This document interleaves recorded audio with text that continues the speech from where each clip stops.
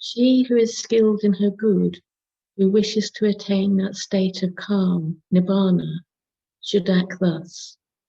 She should be able, upright, perfectly upright, of noble speech, gentle and humble, contented, easily supported, with few duties, of light livelihood, with senses calmed, discreet, not impudent, not greedily attached to families. She should not pursue the slightest thing for which other wise men might censure her. May all beings be happy and secure. May their hearts be wholesome. Whatever living beings there be, feeble or strong, tall, stout or medium, short, small or large, without exception, seen or unseen, those dwelling far or near, those who are born or those who are to be born, may all beings be happy. Let none deceive another, nor despise any person whatsoever in any place. Let her not wish any harm to another out of anger or ill will. Just as a mother would protect her only child at the risk of her own life, even so, let her cultivate a boundless heart towards all beings. Let her thoughts of boundless love pervade the whole world, above, below, and across, without any obstruction, without any hatred, without any enmity. Whether she stands, walks, sits, or lies down, as long as she is awake, she should develop this mindfulness. This, they say, is the noblest living. This, they say, is the noblest living here. Not falling into wrong views, being virtuous and endowed with insight, by discarding attachment to sense desire, never again is she reborn.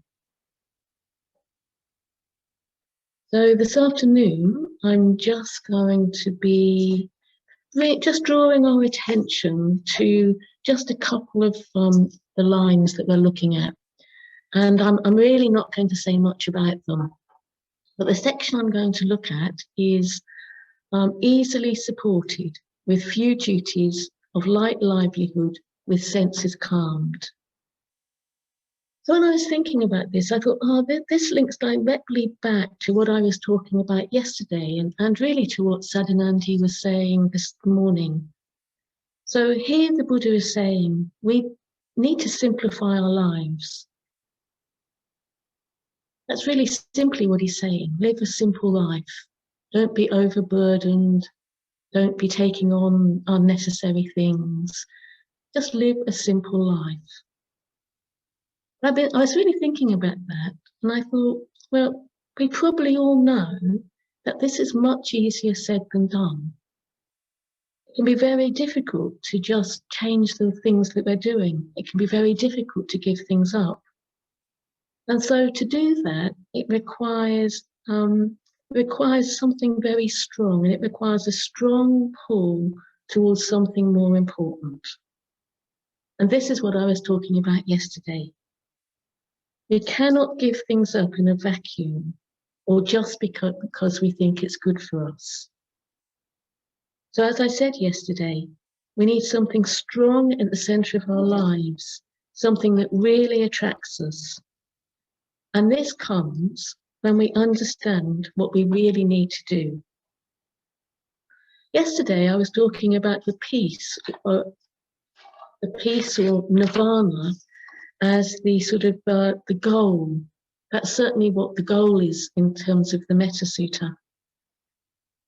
The thing at the center, so that's the thing at the center that attracts and pulls us. But for some of us, however, that might seem just too abstract and too far away. And so we need to work out for ourselves what it is we need to do now that really pulls us, that really will become something we can put in the center that will attract us, that it will become the center of our mandala. And this can be anything that we know is really good for us. So it may be that individuality needs to be at our center. If we had that at our center, then our mandala would be filled out from that point. So it might be authenticity, it might be truth, it might be beauty. So it's a bit like nobody can decide what that thing is, but we need to get clear about it. We need to be clear about what is it that's really going to be strong enough to have the gravitational pull to draw in our energies. Because once there's something really strong in the middle, actually life becomes very simple. That's sort of interesting, isn't it? With a strong pull to the center, life becomes very simple. It becomes like, that pull becomes like a magnet, and our energies can then gravitate towards it. And why it becomes simple is because we know the things that pull us away from that. And over time, we get to realize that those things are not serving us well. And therefore, it's almost like sometimes we don't even have to give things up. Those things naturally become less attractive. Now, I'm not saying that there aren't things. Sometimes there are things we just have to give up, but that's a slightly different story. In terms of this gravitational pull, we're looking for that thing that makes us sing. It makes us feel alive. It's what we really want our life to be about. And that's the pull, that's the magnet.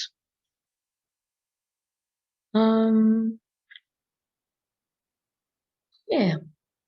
So I think one of the questions we could take to the group about that is, what do you think you would put at the center of your mandala?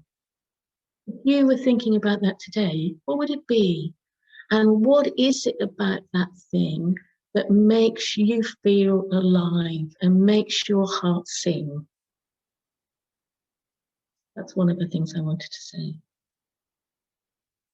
I think the other sort of things that is being suggested here, I did want to just give a little bit of attention to, but I'm not going to talk about them for too long. But I think this whole thing about easy to support is interesting. And what Bhante says is that traditionally, this easy to support was referring to how a monk should behave in terms of his dependent role on the laity. So, of course, for us, that's not an issue. But Bhante says there is a deeper and less historically specific principle at work in this part of the sutta. Here he is referring to how much we are supported by society at large and how dependent we are on the labour of innumerable other people for the necessities of life and all the consumer products we have access to. We are dependent on the hours of cheap labour that go into, do you know what? When I read this, I just want to cry. I think I must have got a bit sensitive just in the last few days. Sorry.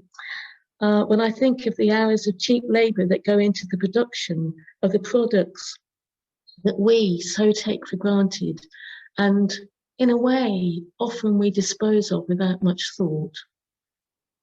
There's also the environmental and ecological impact that this production has. So the principle behind being easy to support becomes for us one of taking no more than we need from the world and society and freely contributing what we can. So I think it would be also an interesting question in our groups to just have a sort of a discussion about our consumerist attitude. You know, do we have one? Maybe you don't. Maybe you're somebody who's already worked this out for yourself.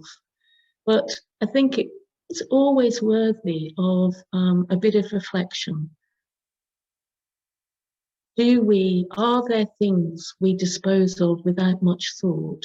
Do we buy things we really don't need to fill in the gap of our, when we feel a bit empty? Do we fill that up with things?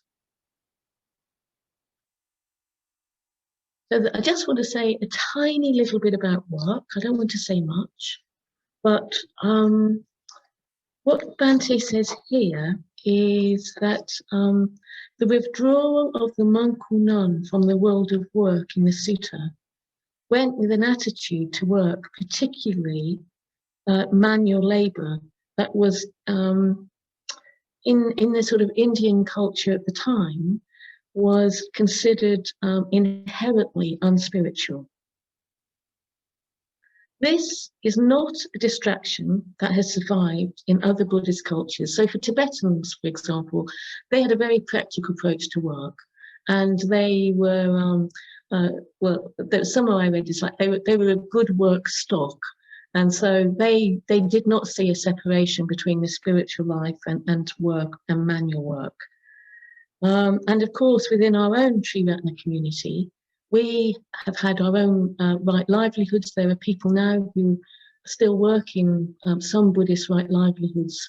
And I think all of this comes very clear when Bhante is very clear that as humans, we need active engagement.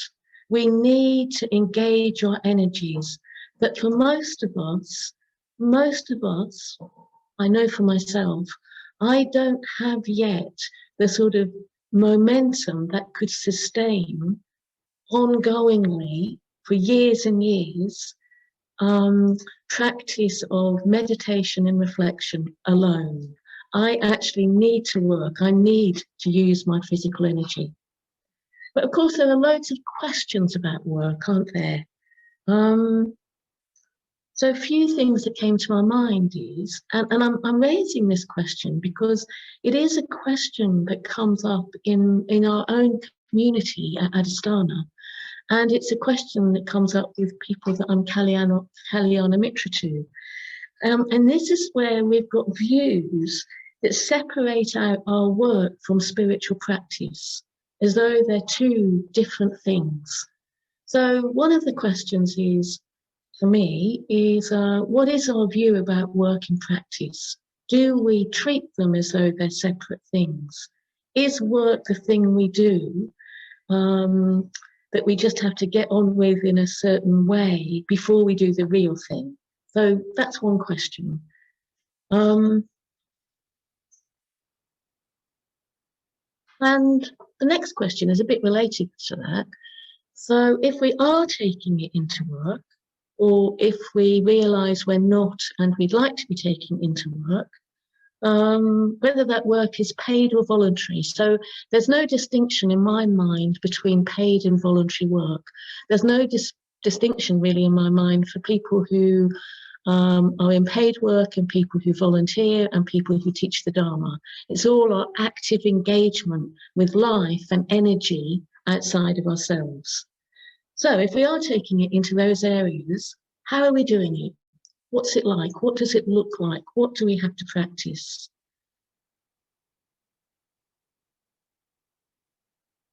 And the final thing is, whether it's voluntary, paid or Dharma work, do we get lost in busyness? And I know this is a fairly common question, and it's probably comes up in Buddhism 101, but really, I know people who've been practicing for many, many, many years who still get lost in busyness.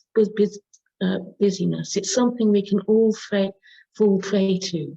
So just looking at our experience as we're living our lives right now, are we engaging in work, whatever it is, has it become a sort of a bit of a compulsive activity? And does that activity sort of masquerade as work, but really it's keeping us from the deeper emotions. It's keeping something at bay that we don't want to engage with. So those are just a few thoughts, and you'll probably have your own questions. So simplicity. This is what that section is about.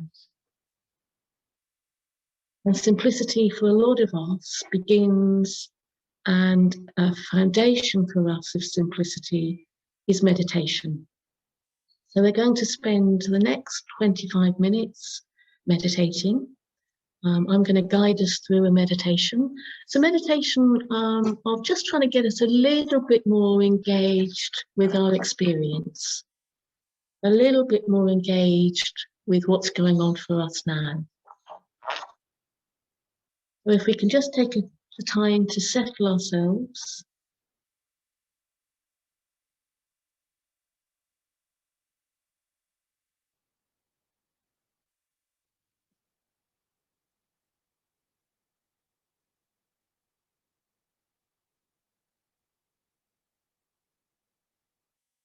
Find ourselves a comfortable posture.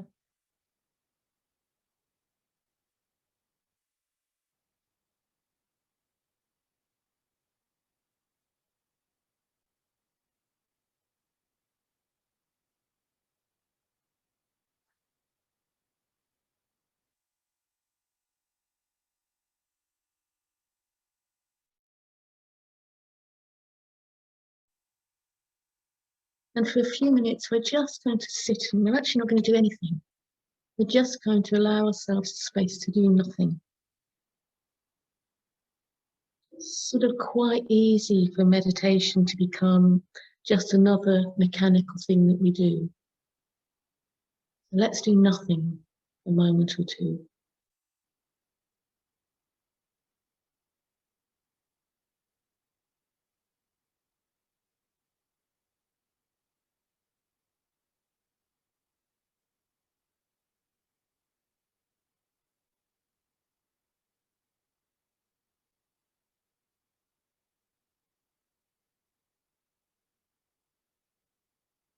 All we have to do right now is just be available to our life right at this moment.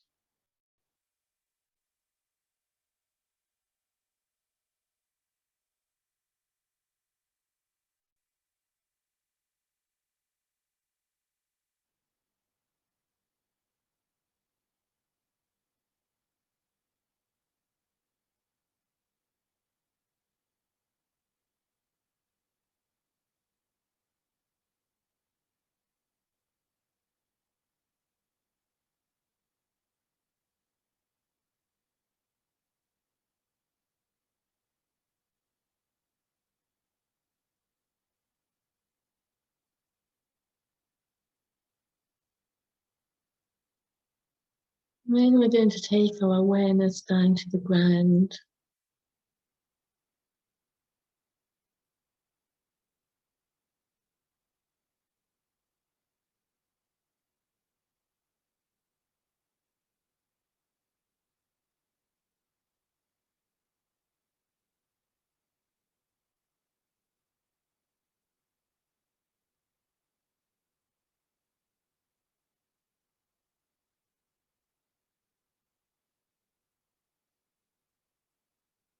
Then we can sort of imagine or feel our awareness going into the earth.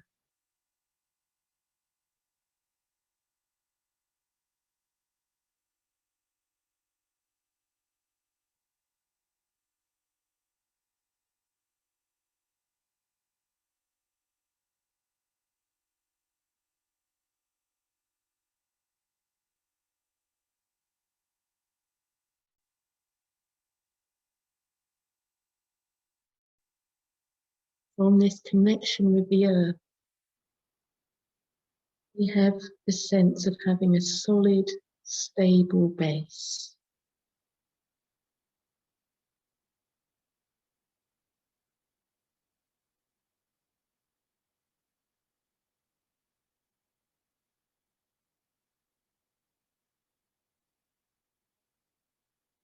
From that stable base, we can let the upper body open and allow an openness in the spine.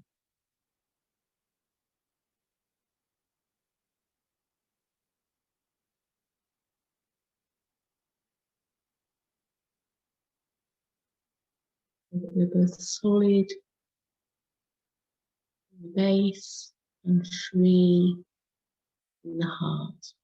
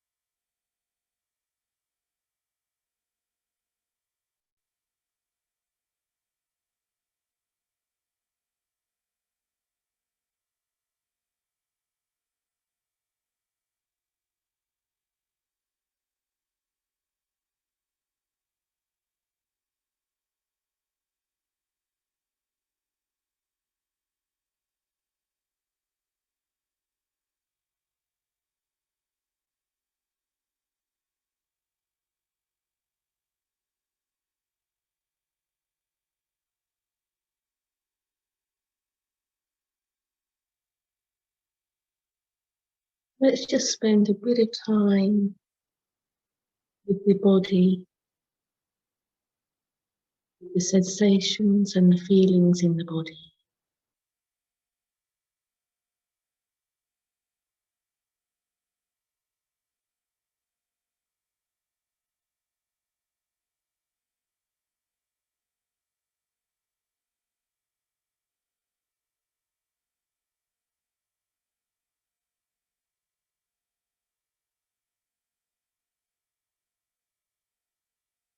What do you notice that appreciate your attention right now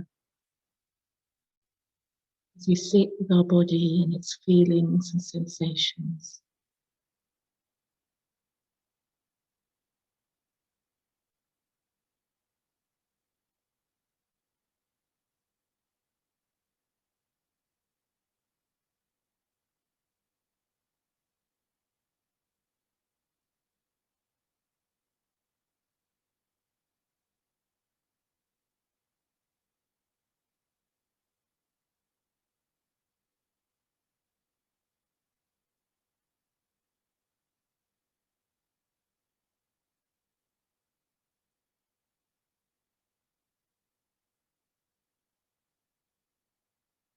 Maybe just becoming aware of the quality of the attention we're bringing to our sensations.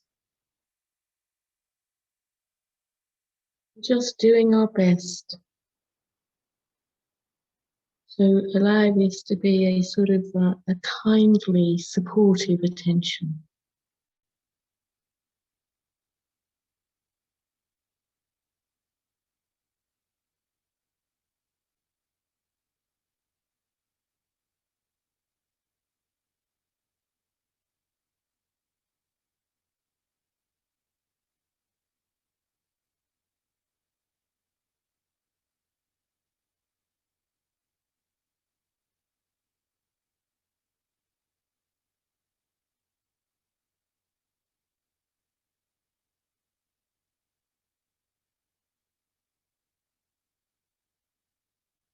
Seeing if we can bring a patient kindness to what's arising within us. It's not sort of thrown about or changes whether the feelings or sensations are pleasant, unpleasant, or neutral.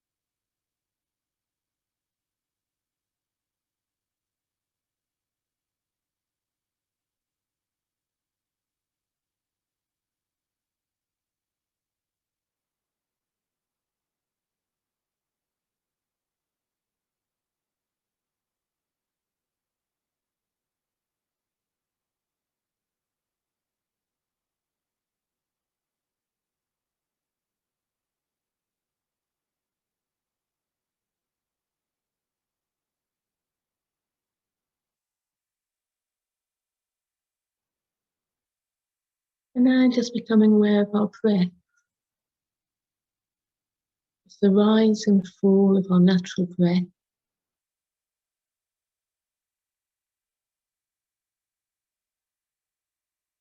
I'm just getting a sense of the quality of this breath.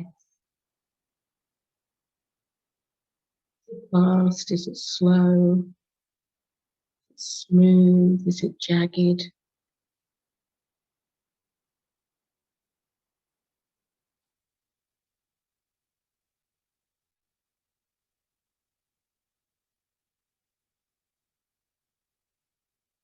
And using the same kind, patient attention as we focus on our breath.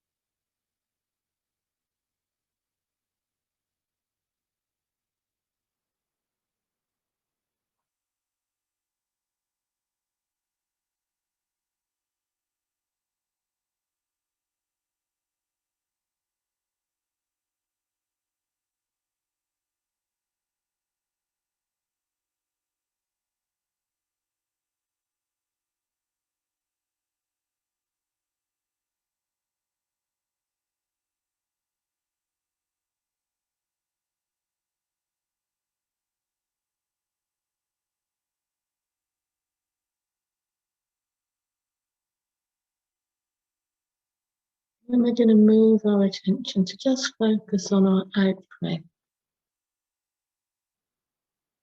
This sort of focus on our out breath can help us to work with craving. As we breathe out, we can just have the sense of letting go, opening out, letting go of the tight fist of craving as we breathe out.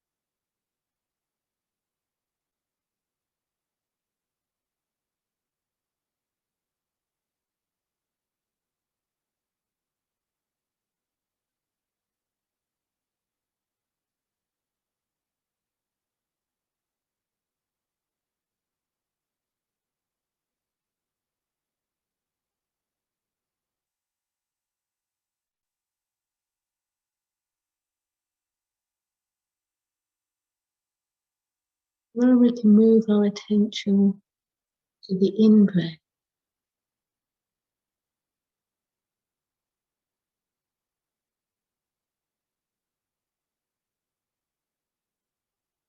The in-breath can help us with working against aversion. Breathing in, connecting with the whole of life.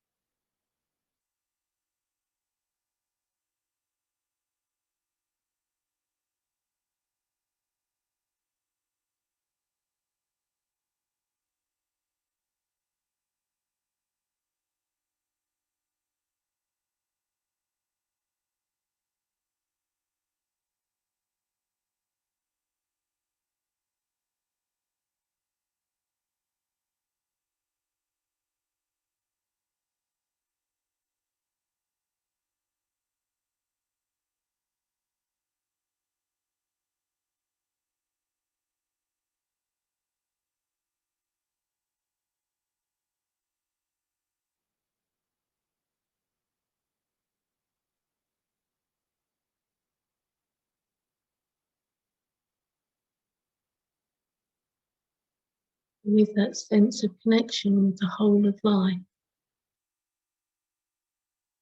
Just begin to focus on our heart area, chest area.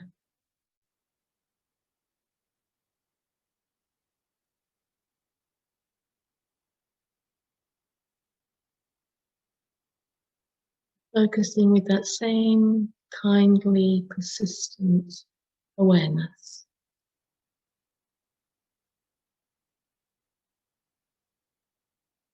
Having patience with whatever you find there.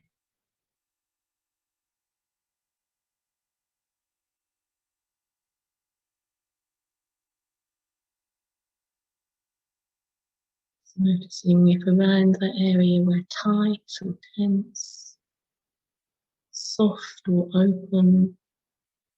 Maybe you can't feel anything at all.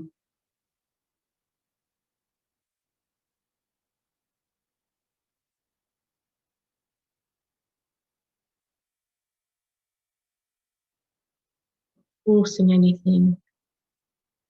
Just bringing a patient awareness to what you find in what you're experiencing.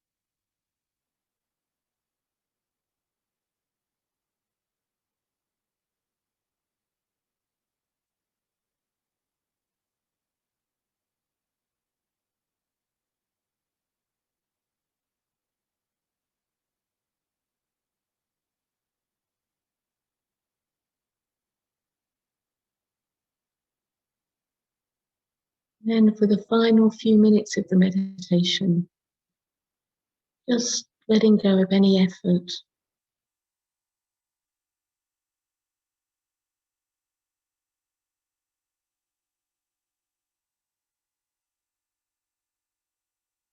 Just relaxing into whatever's arising, without pushing it away or hanging onto it.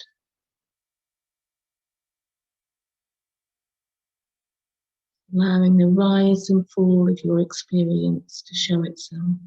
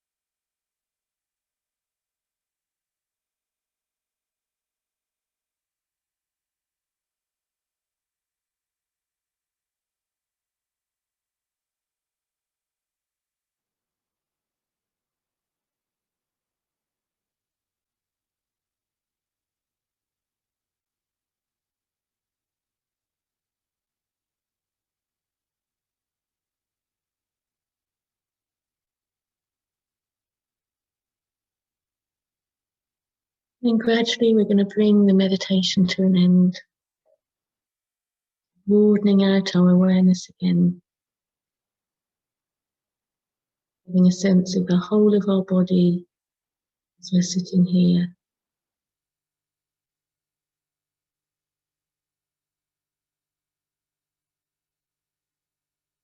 Noticing the sounds around us.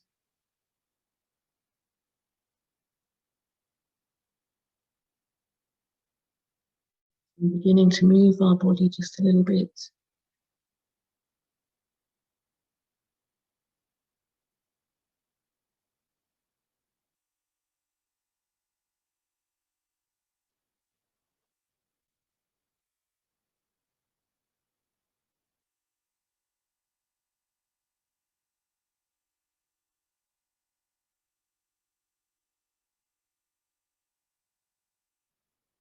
When we're ready, we can open our eyes.